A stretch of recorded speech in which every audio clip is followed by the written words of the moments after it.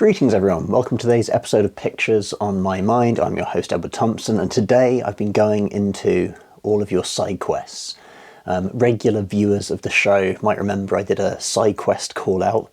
It was an idea of something you can do a very short period of time. I gave the example of 6 weeks, where you can just try shooting in a slightly different visual style to maybe what you normally shoot in, or if you don't even have a visual style, you could try and experiment and maybe find it in that process of making a mini photo project.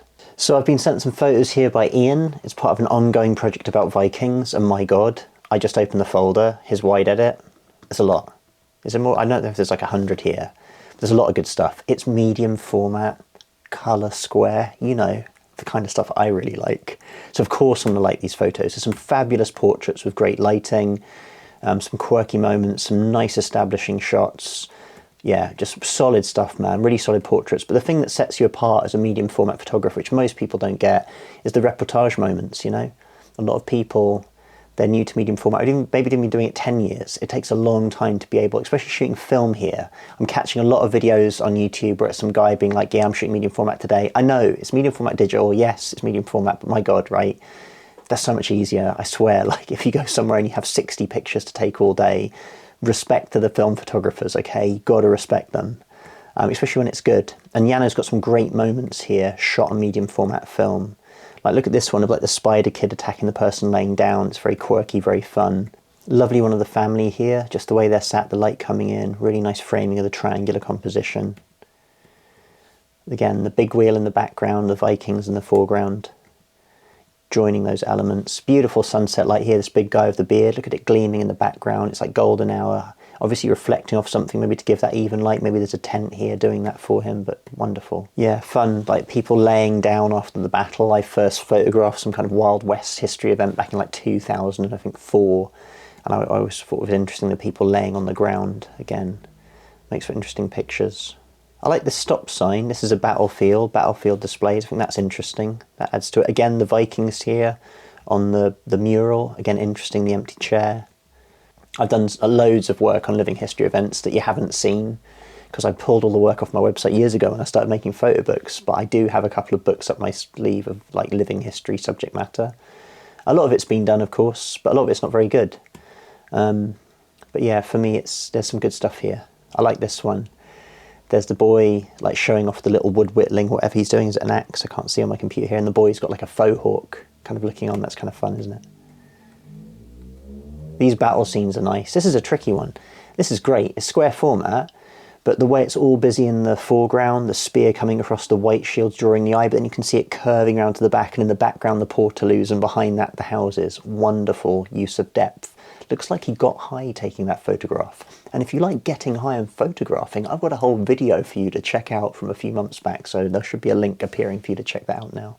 This is nice walking with the fire, the kind of light of day. The fire's illuminating a bit almost like twilight, the way they're walking up the hill. Lovely stuff. Yeah, good. And then nearly last but no means least, we've got this zine here, Sabbath City. Although I've been sworn to secrecy by the person who made it. Let's just call them Mr. X.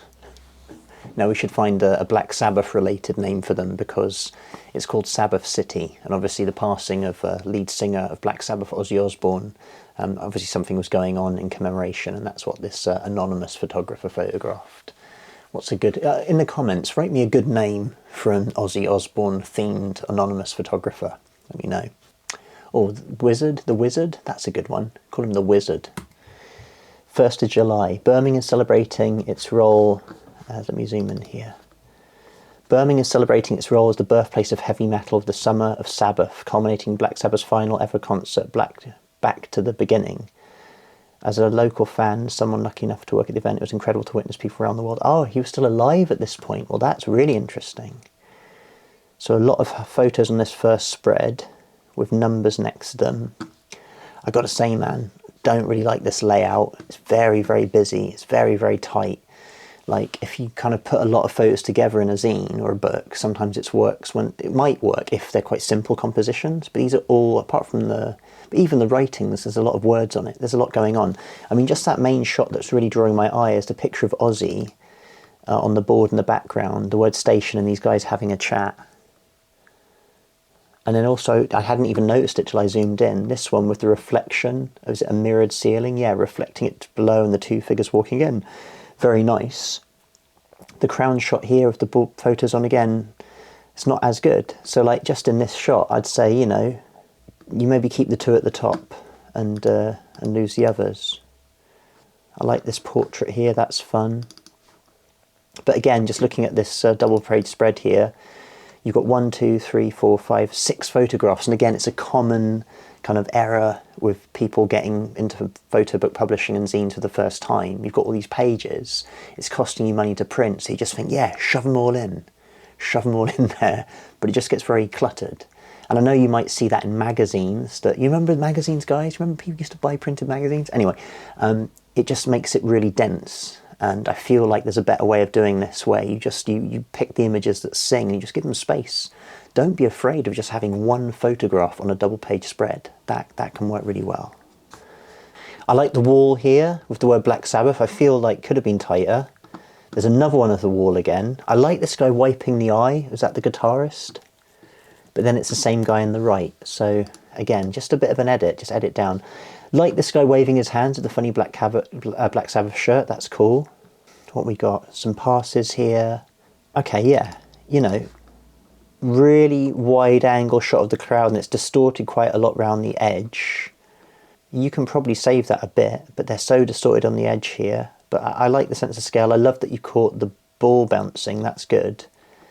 But in having it right next to this very tight image here, and you know, just a little detail here is that there's a guitarist on stage, but he's actually looking away, and you can't actually see him. So is there a moment where the guitarist was looking forwards? Anyway, I don't know the backstory. The guy's anonymous after all. He's a mystery.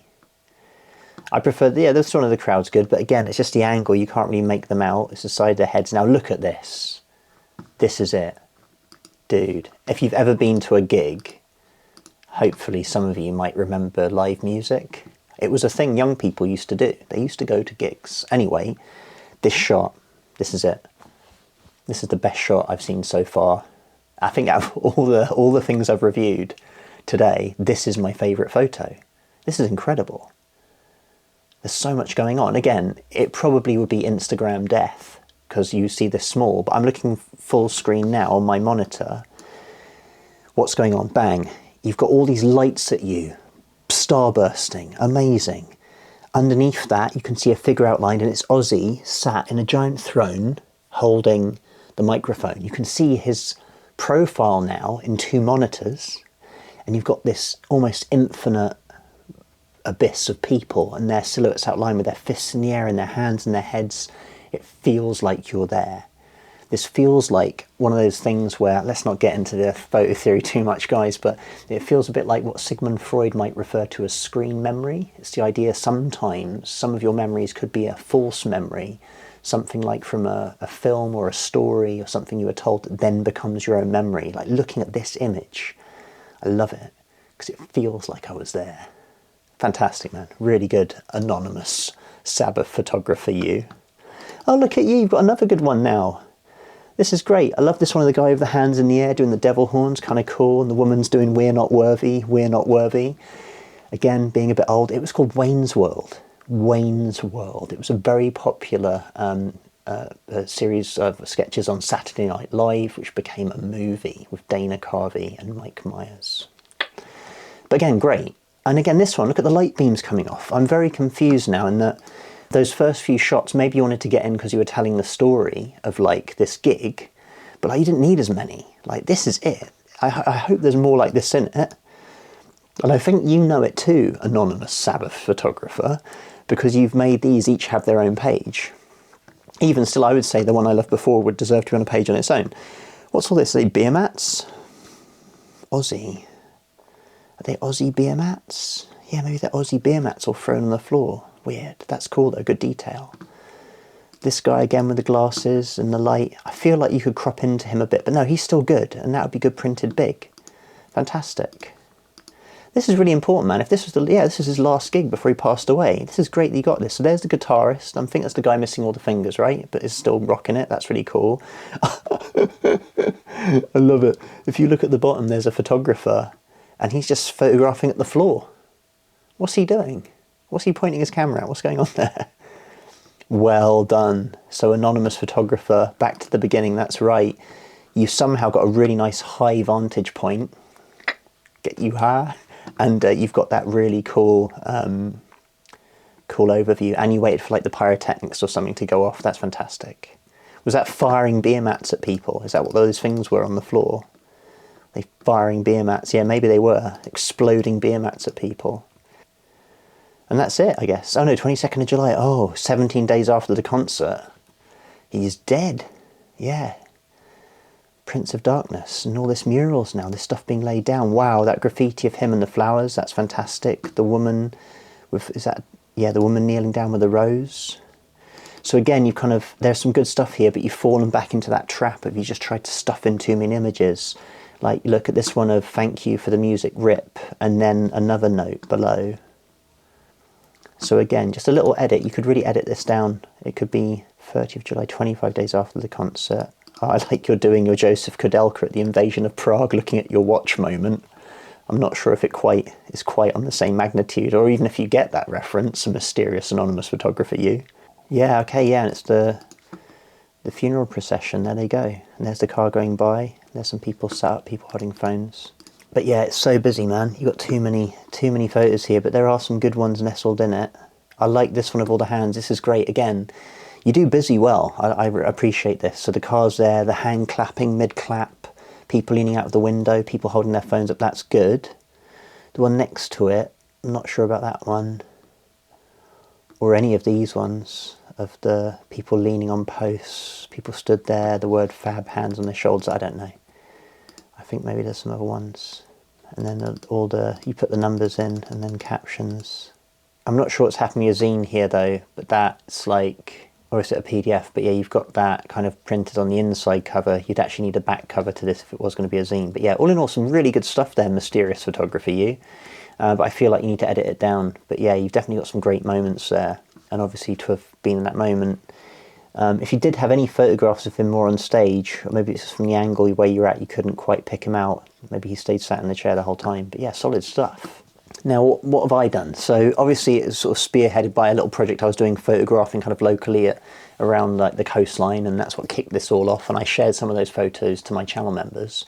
But one thing that happened as part of my ongoing Arthurian quest was I had like 90 minutes to photograph a medieval parade in Canterbury, and with my family.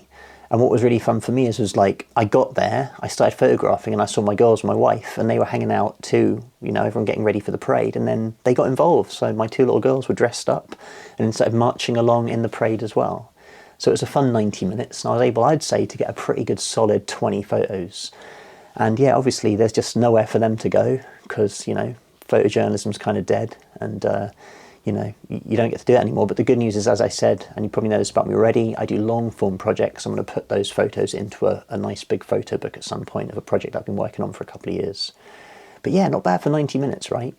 So let that be a lesson. Like, you don't have to just wander around aimlessly and try and like get inspired, which obviously we've seen you can do that, and Marco's work showed you that. You can pick a specific event that's going to happen, like the Viking event, or the anonymous photographer photographing the Sabbath gig. Or you can just go out, like Cameron did, into nature and have kind of this idea in your mind, like, yeah, Constable, I'm going to try and be inspired by painting in the sea in a painterly way. And they're all really fun tools to develop your visual style. So yeah, if I missed your projects, right, I'm really sorry. If you did send them to me and they got lost in the mire of Instagram DMs, I'm really sorry. Send them to me again, I'll share them again. But again, thank you for all who shared your work. It's really inspiring to see, and I think you really all covered some interesting ground. So well done, and thank you. Oh, like and subscribe, do that too, and comment. Just do stuff.